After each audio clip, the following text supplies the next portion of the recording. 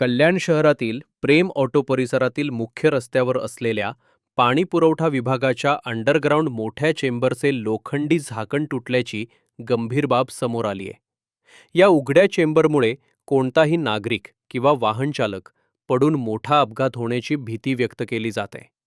ही धोकादायक स्थिती केडीएमसीच्या महापौर हर्षाली थविल यांच्या निदर्शनास आल्यानंतर त्यांनी तात्काळ केडीएमसीच्या पाणीपुरवठा विभागाच्या अधिकारी महेश डावरे यांना फोन करून चांगलेच धारेवर धरले। आओ इथे बॉल आहे प्रेम ऑटोच्या इथे स्मशानभूमी आहे, ठीक आहे।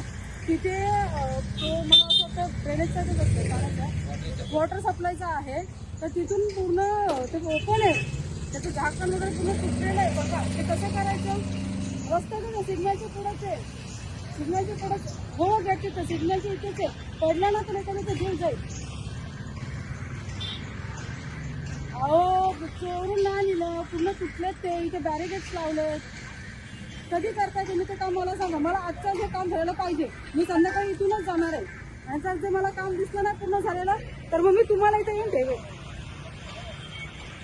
काम मी 8 दिवस झालं ते काम सांगून अजून एक काम होत नाही तुमच्याकडून।